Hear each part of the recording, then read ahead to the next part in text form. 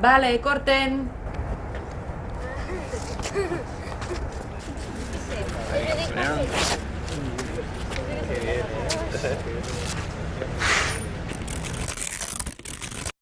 Esto es solo una demostración. En la vida real las situaciones pueden provocar estrés, miedo y riesgos. Por eso es esencial mantener la calma y actuar con seguridad si se quiere ayudar en la recuperación de la víctima. En este manual explicaremos algunos de los procedimientos de primeros auxilios. De todas formas, se recomienda que antes de aplicar las maniobras más complicadas se practiquen con la ayuda de expertos. Los primeros auxilios abarcan tanto la prevención de accidentes como la asistencia a un accidentado o enfermo agudo. Las reglas de oro son no causar más daño y actuar con el principio de riesgo calculado. Por lo tanto, siempre es mejor hacer solo lo que se está seguro que se sabe hacer bien. Aunque se haga todo lo posible por mejorar la situación y se actúe correctamente, los primeros auxilios no son una garantía de éxito. Por lo tanto, siempre se tendrán que activar los sistemas de ayuda. La legislación reconoce responsabilidades legales en la prestación de auxilio. Esto quiere decir que ante una persona desamparada y en peligro grave es obligatorio pedir auxilio, es decir, llamar a los servicios de emergencia. Si se puede socorrer, tiene que ser sin riesgo propio de la víctima o de terceros. Por lo tanto, si existe cualquier peligro, no se está obligado a intervenir directamente. Si durante la atención de auxilio se causa algún daño porque se hace algo mal o por omisión, se tienen que asumir las responsabilidades legales. Volvemos a la premisa básica de no causar más daño y actuar solo cuando se está seguro de lo que se tiene que hacer.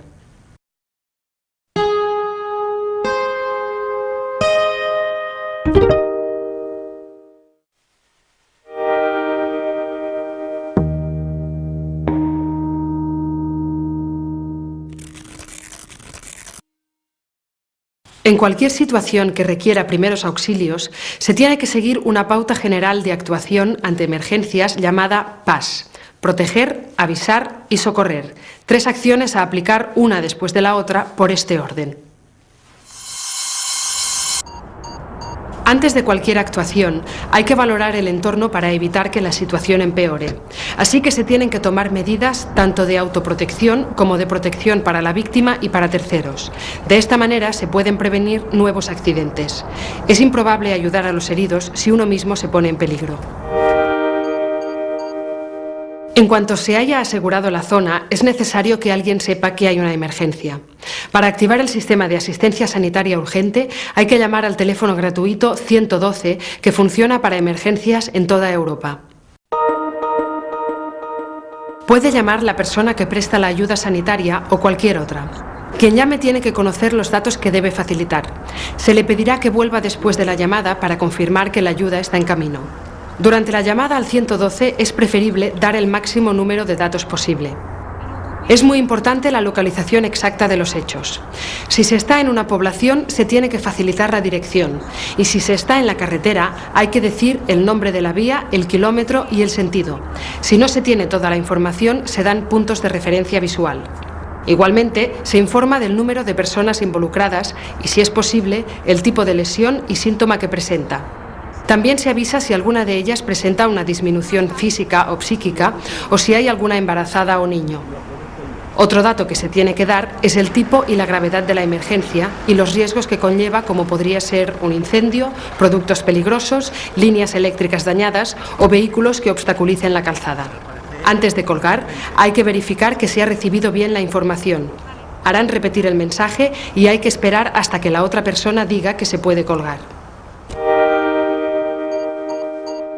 El último paso que queda de la pauta general de actuación es el de socorrer a la persona accidentada.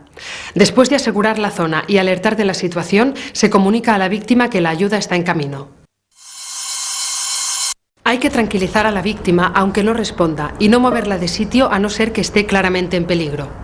En caso de que haya varias víctimas, hay que atender preferentemente a las que presenten paro respiratorio, paro cardíaco o hemorragias graves. Muchas veces el que más grita no es el que está más grave. Después explicaremos cómo se hace una evaluación inicial del estado de las víctimas. La pauta a seguir en cualquier acción de primeros auxilios es muy simple. Establecer medidas de protección y de prevención de nuevos accidentes, activar el sistema de emergencia sanitaria llamando al 112 y atender a la víctima sin causar más daño.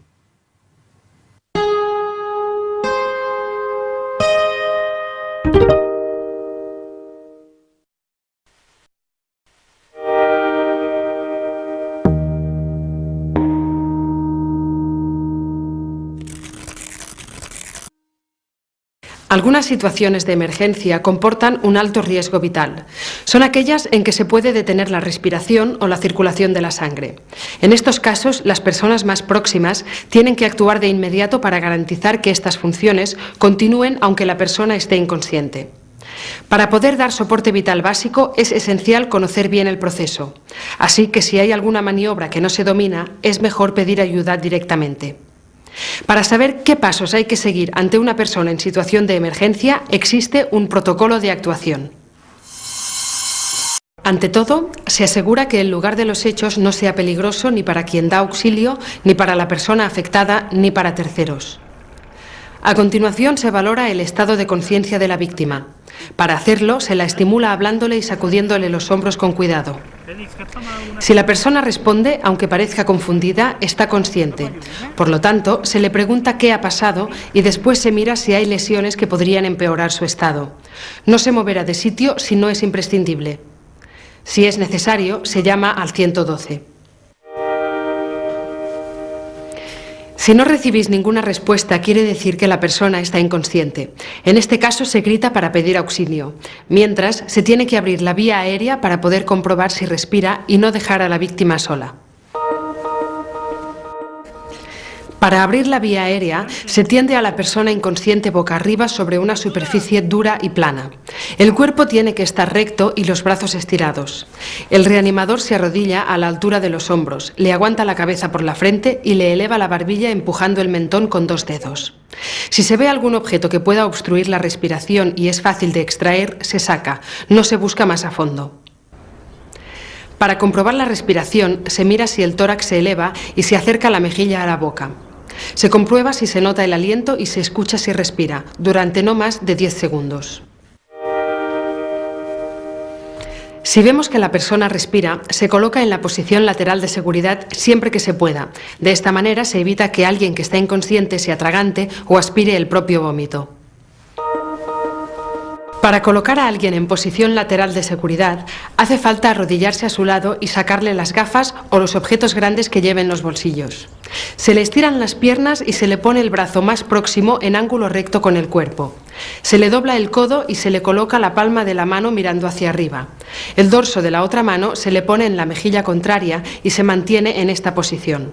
Con la mano que queda libre se coge la rodilla de la pierna más alejada y se levanta hasta apoyar toda la planta del pie en el suelo. Manteniendo la posición, se le estira la pierna por encima de la otra, girando todo el cuerpo hacia este lado. La pierna doblada se flexiona en ángulo recto para impedir que el cuerpo se desplace rodando. Para mantener las vías respiratorias abiertas, se inclina la cabeza hacia atrás y se mantiene con la mano que hay debajo de la mejilla. Si todavía no se ha hecho, se llama al 112 y mientras se espera la llegada de la asistencia médica, se vigila si continúa respirando. Si la víctima se queda en esta posición más de media hora, se gira sobre la espalda y se coloca sobre el lado opuesto. Y ahora volvemos al protocolo de actuación. Si acabamos de ver qué hay que hacer cuando la persona respira, ahora veremos cómo proceder cuando no respira normalmente. En este caso, hace falta que alguien alerte al 112 y deje claro que se trata de una víctima inconsciente y que no respira. Si no hay nadie más, llama a uno mismo, aunque ahora se deje sola a la víctima. Después se empieza la reanimación para mantener en activo tanto la respiración como la circulación de la sangre. La reanimación cardiopulmonar en el adulto empieza por las compresiones torácicas. Se coloca el talón de una mano en el centro del pecho y el talón de la otra mano encima de la primera. Se entrecruzan los dedos para no presionar las costillas, teniendo cuidado de no aplicar presión ni en la parte superior del abdomen ni en el extremo inferior del esternón. Se estiran los brazos sin flexionar los codos, procurando que los hombros queden encima del pecho de la víctima. Se comprime el esternón de 3,5 a 5 centímetros de profundidad. Después de cada compresión, se libera la presión del tórax sin perder el contacto entre las manos y el cuerpo.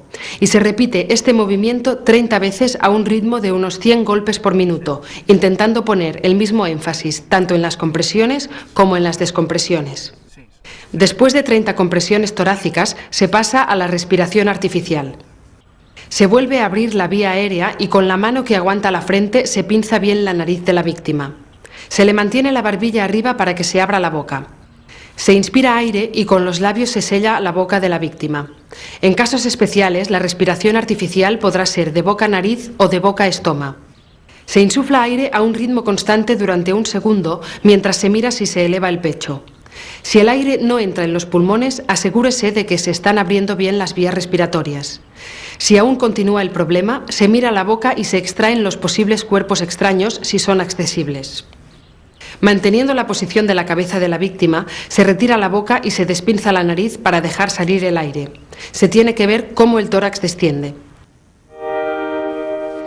Para continuar con la reanimación, se hace otra insuflación y se continúan haciendo secuencias de 30 compresiones y 2 ventilaciones hasta que llegue la ayuda médica o hasta que la persona recupere la respiración espontánea. Si no se puede o no se quiere hacer ventilaciones, se hacen solo compresiones torácicas, 100 por minuto. Solo para acabar os explicaremos algunas excepciones en las que esta maniobra tiene alguna variación.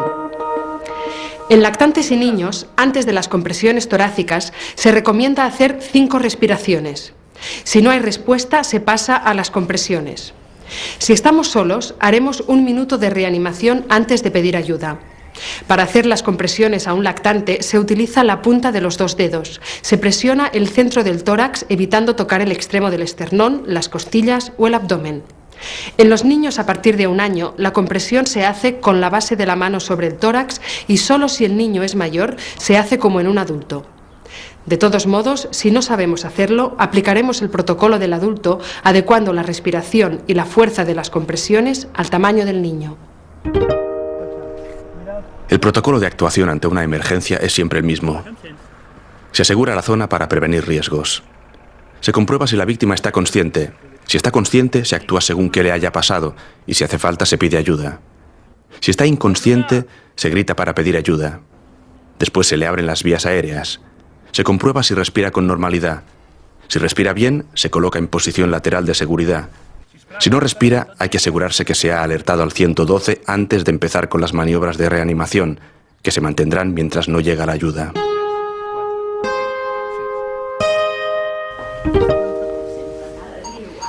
Uno de los casos donde se puede llevar a cabo el soporte vital básico es ante un atragantamiento u obstrucción de la vía aérea.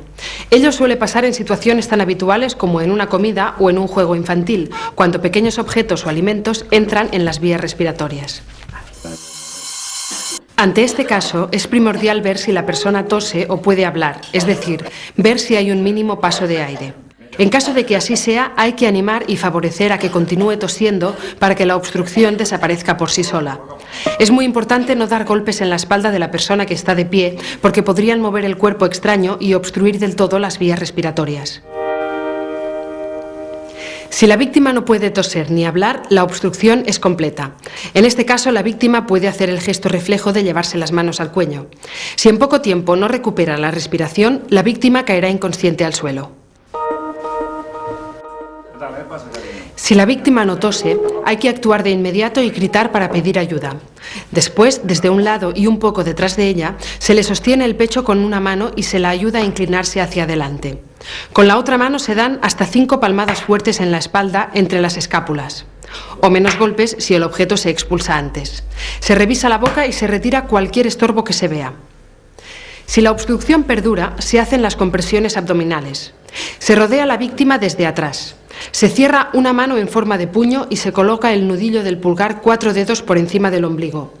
Se coge el puño con la otra mano y se presiona fuerte hacia adentro y arriba, hacia los pulmones. Se disminuye la presión sin perder la posición del puño y se repite en ciclos de 5 veces. Si continúa la obstrucción, se alternan las 2 maniobras, 5 palmadas y 5 compresiones. Si aún así no mejora, es necesario llamar al 112 y prepararse por si hay que hacer la reanimación cardiopulmonar. Si las compresiones y las palmadas no han funcionado, puede ser que la víctima caiga inconsciente al suelo. Este caso ya lo hemos visto en el apartado anterior. Recordad que hace falta abrir la vía aérea y comprobar si respira. Si no es así, se realiza la reanimación cardiopulmonar hasta que recupere la respiración espontánea o hasta que llegue el equipo de emergencias. Hay situaciones en que la maniobra de compresiones abdominales puede variar. Los lactantes o menores de 1 año se colocan en el antebrazo con la cabeza más abajo que el cuerpo y aguantándoles la barbilla para mantener la boca abierta. Con la otra mano se dan hasta 5 golpes entre los omóplatos. Si no expulsan el cuerpo extraño, hace falta darles la vuelta y sostenerles el cuello con la mano mientras con la otra mano se aplican 5 compresiones torácicas. Si la obstrucción no mejora, se llama al 112 y se continúa la maniobra mientras no llega la ayuda. Un atragantamiento se suele solucionar tosiendo, así que si el atragantado tose, se le anima a que continúe haciéndolo, sobre todo sin darle ningún golpe si está de pie. Si no tose ni habla, se mira su estado de conciencia y se pide ayuda. Si la persona está consciente, se le dan hasta 5 palmadas en la espalda entre las escápulas y 5 compresiones en el abdomen. Se repite hasta que se expulse el cuerpo extraño que obstruía las vías aéreas. Si la persona se encuentra inconsciente, se empieza la reanimación cardiopulmonar hasta que respire, hasta que llegue la ayuda médica o hasta que estemos agotados.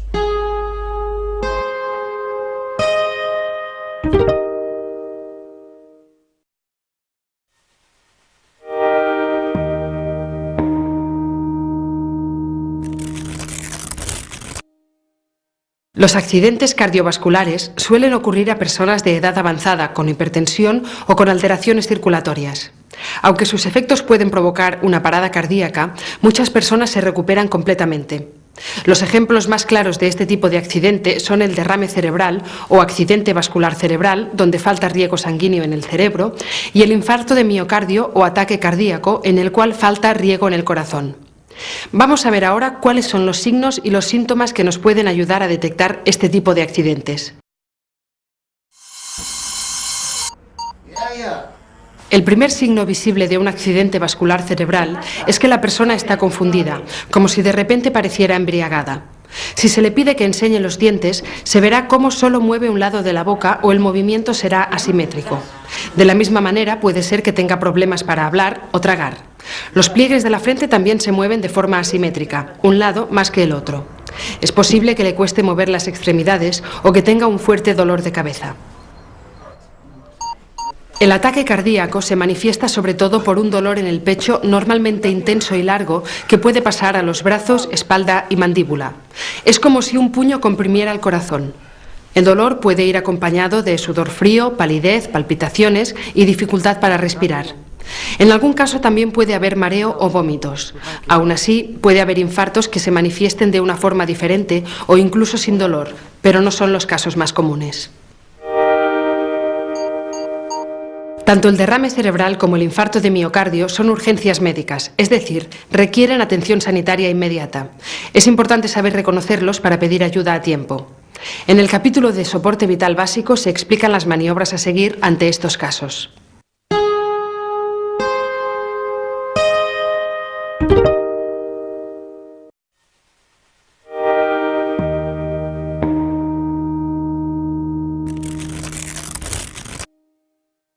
A veces la actividad física intensa nos deja sin aliento, como si no pudiéramos respirar profundamente.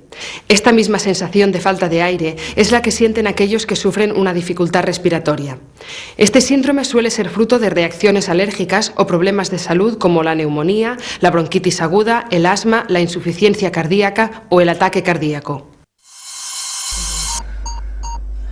La dificultad respiratoria es siempre una emergencia médica y hay que llamar de inmediato al 112. Se mira el estado de conciencia y si puede respirar, aunque solo sea un poco. Si está inconsciente y no respira adecuadamente, se hace la reanimación cardiopulmonar. Si respira, se le afloja la ropa o los objetos ajustados para liberar cualquier presión al cuerpo y se le proporciona espacio. Si hay más gente, se pide que se alejen y si hay ventanas, se abren para que entre el aire. Si la víctima tiene prescritos medicamentos como el oxígeno o un inhalador, se le puede ayudar a administrárselos. Es decir, hay que buscar el medicamento, pero no aplicárselo sin indicación previa. No se le puede dar de comer ni de beber. Como hemos visto, mientras se espera, la víctima se coloca semisentada. Aunque la respiración de la persona deje de silbar, no significa que esté mejorando. Por lo tanto, hay que quedarse con ella hasta que llegue la asistencia médica. Repasemos. Hay que llamar al 112 antes de atender a una dificultad respiratoria. Si la víctima está inconsciente y no respira, se hace la reanimación. Si respira y está consciente, se le aflojan posibles presiones y se airea el espacio de los alrededores. Si tiene medicamentos recetados, se le puede ayudar a administrarlos y se coloca en posición semisentada para que respire bien. Hay que vigilar su respiración hasta que llegue la asistencia médica.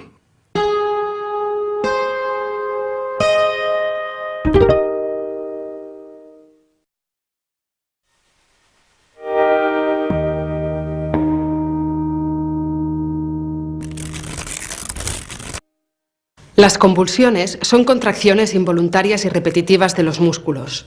Las causas pueden ser varias: bajada de azúcar, lesiones cerebrales, algunas enfermedades como la epilepsia o la ingestión de ciertos tóxicos. En niños, la causa puede ser la fiebre. Estos ataques son repentinos y alarmantes y alteran el estado de conciencia de la persona que convulsiona. Durante un ataque con convulsiones, lo principal es evitar que la persona que lo sufre se haga daño. Es recomendable recordar o anotar la hora en la que empieza el ataque.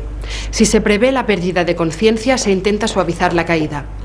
Cuando la persona está en el suelo, se desaloja el espacio de alrededor de objetos peligrosos y de testigos. No se la tiene que mover, salvo peligro inminente. Si es posible, se protege la cabeza de la víctima con alguna cosa blanda y se le afloja la ropa en torno al cuello para procurar asegurar la respiración. No hay que retener a la víctima ni ponerle nada en la boca en ningún momento. Después de la crisis, se abre la vía aérea y se comprueba la respiración.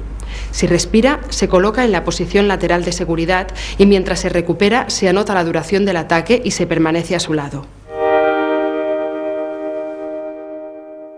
Cuando los niños de hasta 5 años tienen fiebre alta, pueden sufrir convulsiones. Son las llamadas convulsiones febriles, que se tratan igual que en los adultos.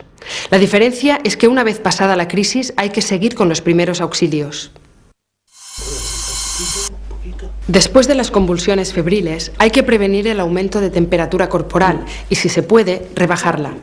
Se moja al niño con paños, mojados con agua tibia y no fría, ya que la fría podría empeorar la situación. Si el pediatra le ha asignado algún tratamiento, hay que continuar administrándoselo. En algunos casos, después de una crisis con convulsiones, habrá que llamar al 112. Estas situaciones son las siguientes: cuando la víctima queda inconsciente más de 10 minutos. Si después de 5 minutos las convulsiones no se detienen. Cuando es la primera crisis que sufre la persona o ya ha tenido varias el mismo día.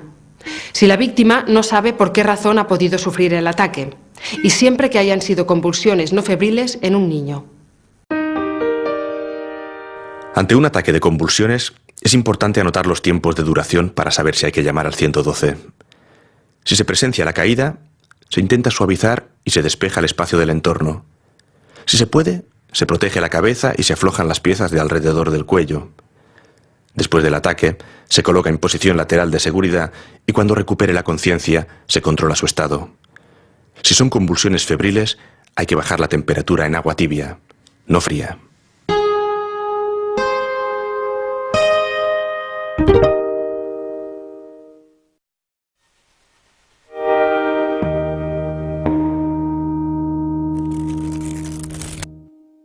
Estar de pie y quieto durante mucho tiempo, emociones intensas, regímenes dietéticos no adecuados o el exceso de calor pueden provocar una lipotimia o, lo que es lo mismo, un desmayo. En estos casos, la piel, aunque puede estar sudada, no está caliente sino fría. Veamos qué podemos hacer. Para mejorar el riego sanguíneo en el cerebro, se le levantan las piernas ligeramente por encima del nivel de su cabeza. En todo momento la víctima tiene que recibir aire fresco. Si hay más gente alrededor de la víctima, se tiene que alejar y ventilar el espacio. Mientras la persona desmayada se recupera, hay que tranquilizarla y ayudarla a sentarse. Si parece que la víctima se vuelve a desmayar, se la devuelve a la posición anterior. Si no recupera la conciencia al cabo de un momento, se llama al 112 y se está preparado para dar el soporte vital básico. Después de un desmayo, se levantan las piernas de la víctima y se procura que le llegue aire fresco. Cuando se recupera, se le tranquiliza y se le ayuda a sentar. Solo se llama al 112 si tarda en recuperar la conciencia.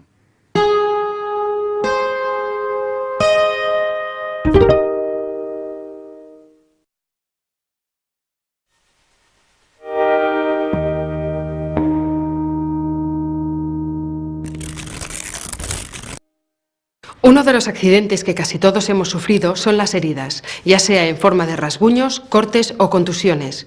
Estas lesiones son tan habituales porque la piel es la primera barrera de defensa del cuerpo y se puede dañar en situaciones muy diversas.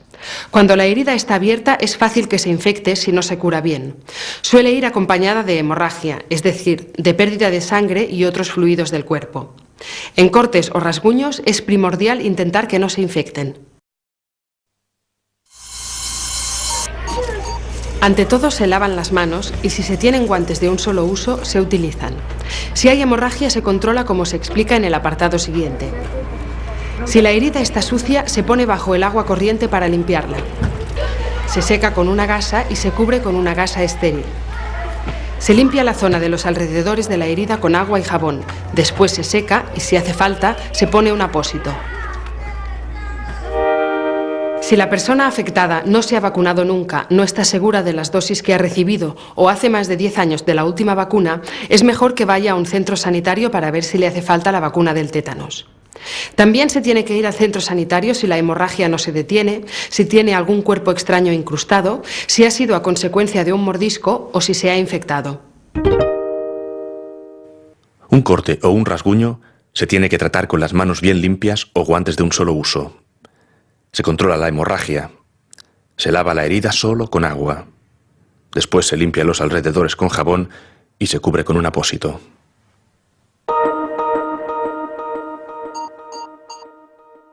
Una hemorragia abundante o grave puede impresionar, pero con calma nuestra ayuda será mucho más efectiva. Veamos cuáles son los pasos a seguir en estos casos. Ante todo, es mejor prevenir y ponerse guantes de un solo uso si se tienen. Si es necesario, se saca o se corta la ropa para dejar la herida a la vista. Si no hay nada incrustado, se presiona la herida con los dedos o la mano sobre un apósito estéril o un paño limpio sin pelusa. Si hubiera algún objeto incrustado en la herida, hay que evitar presionarlo. Se tiende a la víctima en un sitio plano y estable, procurando mantener el cuerpo caliente. Si se ha utilizado un apósito, se aplica una venda de manera que se mantenga la presión, pero que no corte la circulación de la sangre. Si aún así continúa la hemorragia, se recubre con otro apósito y se vuelve a vendar, asegurándose de presionar en el sitio correcto. Es importante no sacar nunca el primer apósito que se ha colocado, porque la herida podría volver a sangrar. También es necesario que la víctima no beba, fume o coma, ya que podría empeorar su situación. Para terminar, se llama al 112 si no se ha hecho antes y se vigila a la víctima hasta que llegue la ayuda médica. Recordemos que se recomienda tratar las hemorragias con guantes. La manera de hacerlo es la siguiente: apartar la ropa para dejar la herida visible, presionar el origen de la sangre con un apósito, tender a la víctima en un sitio plano y estable, mantenerle la temperatura corporal, vendar la zona manteniendo la presión y finalmente llamar al 112. Finalmente hablaremos de un tipo de hemorragia muy común, la hemorragia nasal. Normalmente es resultado de un golpe, de estornudar o de sonarse y suele detenerse fácilmente. Se recomienda sentar a la víctima para que incline la cabeza hacia adelante y así se drene la sangre de los orificios nasales. Si se inclina la cabeza hacia atrás, la sangre podría bajar por la garganta y provocarle vómitos. Se indica a la víctima que respire por la boca y se pince la nariz con los dedos justo por debajo de la parte dura. Se le da un pañuelo limpio y se le pide que no intente hablar, tragar, toser, escupir o inhalar. Al cabo de 10 minutos ya se puede liberar la nariz. Cuando se haya parado la hemorragia y sin mover la posición de la cabeza, se limpia alrededor de la nariz. Para terminar, se avisa a la víctima que tendrá que quedarse quieta durante un par de horas. Para evitar que la hemorragia se repita, se le recomienda no hacer esfuerzos ni sonarse la nariz. Así pues, tal como hemos visto, la hemorragia nasal se trata así. inclinando la cabeza adelante y no hacia atrás, presionando la nariz con los dedos. Se despinza después de 10 minutos. Se limpia el contorno de la nariz y se recomienda a la víctima que se quede quieta un par de horas.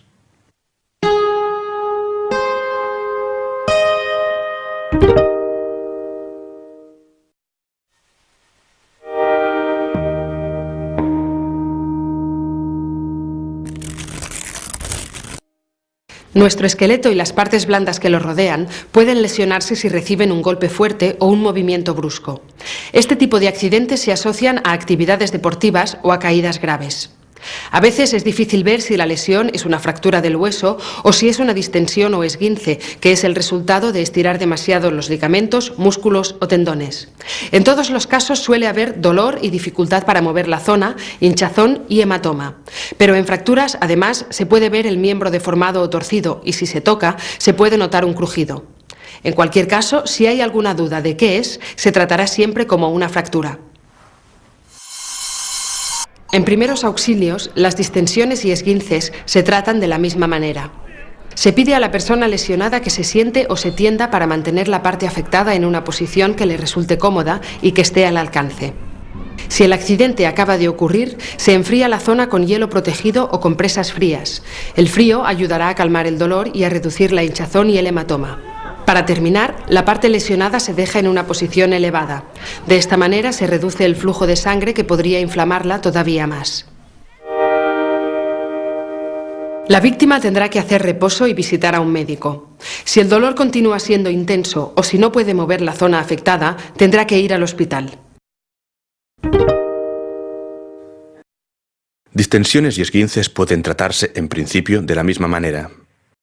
Se mantiene en reposo la zona del cuerpo lesionada, se pone hielo protegido o, si no disponemos de él, un paño mojado con agua fría. Y para terminar, se coloca la parte lesionada a mayor altura.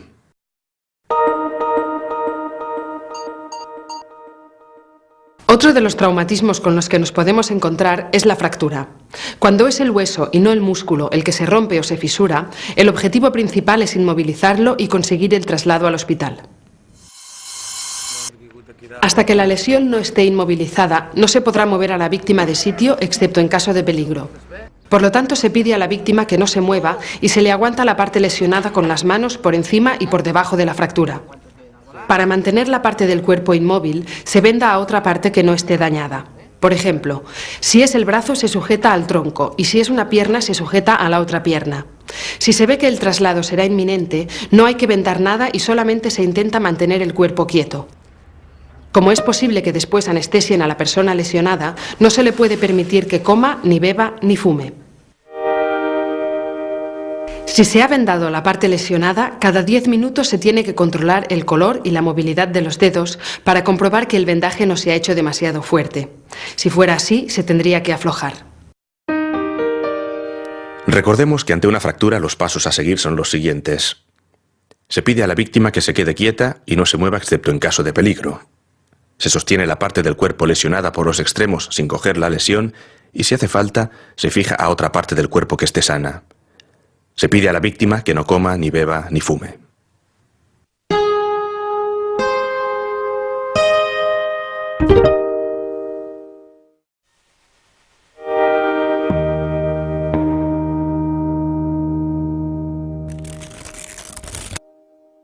El frío intenso o el calor extremo son factores medioambientales que pueden causar lesiones.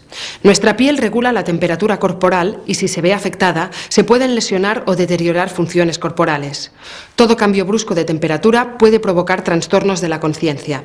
Los niños y la gente mayor son los más propensos a sufrirlos. Algunos animales, como las medusas, también pueden producir lesiones, en este caso, urticantes. Para evitarlas, una buena prevención es la mejor defensa. El golpe de calor llega cuando el cuerpo se calienta demasiado, normalmente después de estar mucho rato sufriendo calor ambiental o haciendo un esfuerzo excesivo. Un signo claro es que la piel está muy caliente pero no suda, lo que significa que el cuerpo no intercambia calor y por lo tanto puede aumentar mucho de temperatura. Es por eso que el golpe de calor siempre se considera una emergencia. Es básico refrescar a la víctima poniéndola en un lugar fresco y quitarle la ropa. Se llama al 112 tan pronto como se pueda porque el golpe de calor puede llegar a dejar inconsciente. Se acomoda a la víctima y se la envuelve con una sábana que mantendremos húmeda hasta que le baje la temperatura a 37,5 grados. Si no se tiene una sábana a mano, se abanica o se moja con una esponja. Cuando la temperatura baja, se cambia la sábana húmeda por otra seca. Se va vigilando el termómetro y la respiración hasta que llegue la ayuda sanitaria. Si la temperatura vuelve a subir, se repite la acción y si la víctima pierde el conocimiento y la respiración, se dispone a la reanimación cardiopulmonar. Después de un golpe de calor, es esencial llevar a la víctima a un sitio fresco y llamar al 112. Se acomoda y se cubre con una sábana que mantendremos fría y mojada. Cuando la temperatura se normalice, se cambia la sábana mojada por otra seca y se vigilan las condiciones de la víctima hasta que llegue la ayuda médica. Para acabar con los trastornos medioambientales, vamos hacia el mar, donde hay que prestar atención a los avisos y a las banderas de la playa. Si al salir del agua se siente un dolor intenso en una zona que está enrojecida e inflamada, es probable que se trate de una picadura de medusa. Para tratarla, se lava la piel con agua salada para sacar posibles restos de hilos urticantes. Es importante hacerlo con agua salada, porque si se hiciera con agua dulce, se aumentaría el dolor. También puede ir bien vinagre o zumo de limón, que se aplica después sobre la parte lesionada y se deja actuar unos minutos. Finalmente, para aliviar el picor, se colocan compresas frías. Si la lesión es extensa, cerca de orificios naturales o en la cara, hay que acudir a un centro médico. Conclusión. Las picaduras de medusa se lavan con agua salada. Después se pone vinagre o zumo de limón y se aplican compresas frescas para aliviar el dolor. Si la reacción urticante es grave, hay que acudir a un centro médico.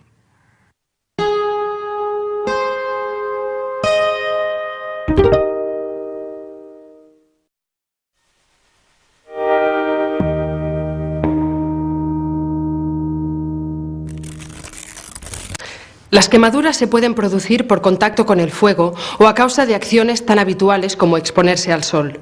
También nos podemos quemar con líquidos hirviendo, con vapor, con productos químicos o con la corriente eléctrica. La gravedad y la profundidad de la quemadura dependerán de la fuente de calor y del tiempo que ha estado en contacto con la piel. Veamos lo que tenemos que hacer en estos casos para tratar la lesión correctamente. En quemaduras térmicas o por calor, en primer lugar hay que asegurar el espacio. Después se acomoda a la víctima y se moja la quemadura con agua fresca hasta que pase el dolor. Nunca se deben aplicar pomadas ni cremas, ni tocar la zona o abrir las ampollas, ya que se puede infectar la piel. Antes de que se inflame, se tendrán que quitar joyas, relojes, cinturones o ropa ajustada para que no presione la zona. No se ha de retirar nada que haya quedado adherido en la quemadura o necesite maniobras, porque podría empeorar la situación. Para impedir infecciones, habrá que cubrir la quemadura y el área circundante con gasas estériles. Nunca con vendas adhesivas ni esparadrapo que esté en contacto con la piel, porque podrían empeorar la lesión. Si no se tiene un botiquín a mano, se puede utilizar un paño limpio que no tenga pelusa, intentando que no comprima. En quemaduras leves, cuando se haya tratado la lesión, es conveniente acudir al centro de salud. En el caso de quemaduras graves se llama al 112 mientras se refresca la lesión. Cuando se espera que llegue la ayuda médica, se anotan los detalles de las heridas y el estado de la víctima. Hay que mantener la vía aérea abierta y estar preparado para resolver complicaciones. Así pues, los pasos a seguir son los siguientes. Se enfría la quemadura en agua fresca hasta que pase el dolor. Se retira con cuidado todo aquello que pueda presionar y se cubre con un paño que no tenga pelusa. Si es necesario, se llama al 112 o se acompaña a la víctima al centro de salud. Los productos químicos que se encuentran tanto en la industria como en casa también pueden provocar quemaduras. Estas actúan más lentamente, pero son graves. Por lo tanto, siempre requieren un traslado urgente al hospital. Primero, vamos a ver cómo se puede reconocer si se trata de una quemadura de este tipo. La prueba más visible de que se trata de una quemadura química es el posible resto de productos químicos en torno a la herida. Las quemaduras químicas se reconocen porque provocan un dolor muy agudo e intenso. Después de un rato se empieza a inflamar y a decolorar la zona afectada y aparecen las ampollas. Veamos ahora qué tenemos que hacer ante esta situación. En la mayoría de casos es primordial asegurar la zona, ventilar el aire de gases o retirar el producto químico si se puede. Si hace falta, se traslada a la víctima hacia un sitio seguro donde tratar la quemadura grave. Si el producto derramado es un ácido o un álcali como el salfumán, el clorhídrico, la sosa cáustica o la cal viva, es muy importante no manipular la quemadura. Se puede lavar con agua a chorro para que arrastre el producto y llamar directamente al 112 detallando el químico causante de la quemadura. Hay que mantener la vía aérea libre y estar preparados para hacer las compresiones torácicas. Ahora repasemos. Se reconoce que una quemadura es química si, aparte de un gran dolor, la zona quemada se decolora, se inflama y aparecen ampollas. Pero la prueba más evidente pueden ser los restos de productos químicos. Recordemos que si la causa es un ácido o un álcali, no se debe manipular la quemadura y se tiene que asegurar la zona para evitar males mayores. Hablemos ahora del último tipo de quemadura que trataremos, la eléctrica. Cuando la corriente eléctrica atraviesa el cuerpo, puede producir quemaduras y lesiones internas o incluso un paro cardíaco. La causa puede ser tanto un rayo como la corriente de baja o alta tensión. Veamos cómo detectarlas.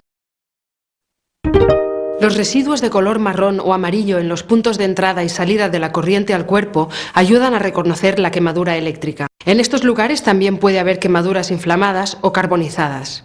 La víctima de una descarga eléctrica se podría encontrar inconsciente o con síntomas de shock. Lo que se debe hacer en estos casos es asegurarse de que la víctima no esté en contacto con la corriente. En descargas de alta tensión es prioritario estar seguros de que la corriente se ha desconectado y se ha aislado. Después se tratarán las quemaduras y se procurará un traslado urgente al hospital. En conclusión, las quemaduras eléctricas pueden dejar señales de la entrada y salida de la corriente por el cuerpo y provocar inconsciencia y shock. Sobre todo, antes de tratarlas hay que aislar la corriente eléctrica para protegerse uno mismo.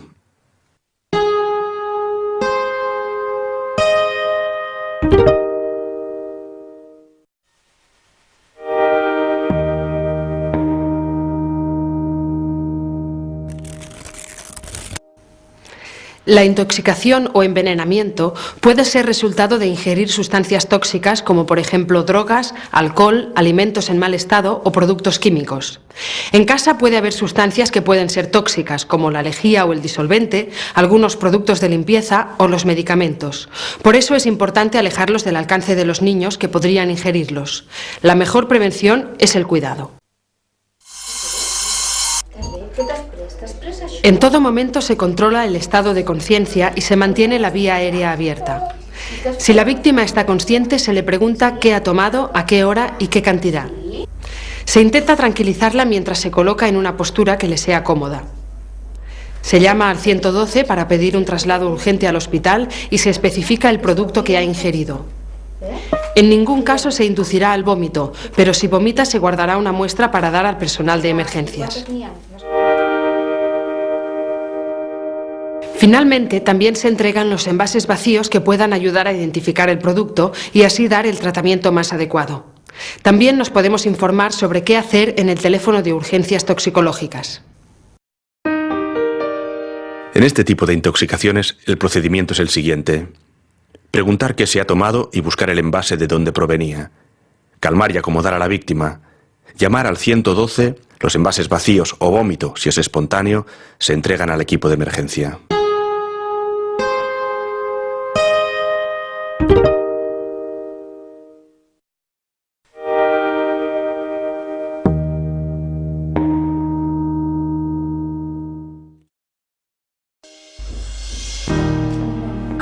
¡Corte!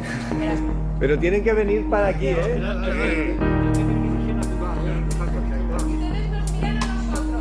Venga. Us veig tot el rato. Sigan caminando un poquito. Hasta que va a aparecer yo un capuchino con la gorra esta. Para.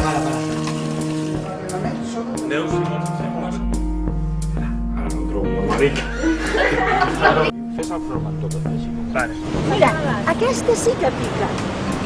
Aquesta sí, i aquesta blanca... No les toquis! Aquesta no té potetes. Això no és manera de funcionar, no entenc per què no funciona això. Molt bé! Dices, no.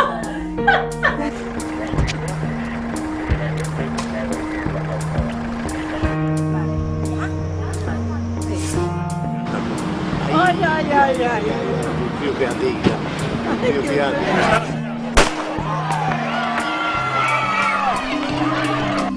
Los ojos abiertos. I com el mateix que hem fet ara. Acció.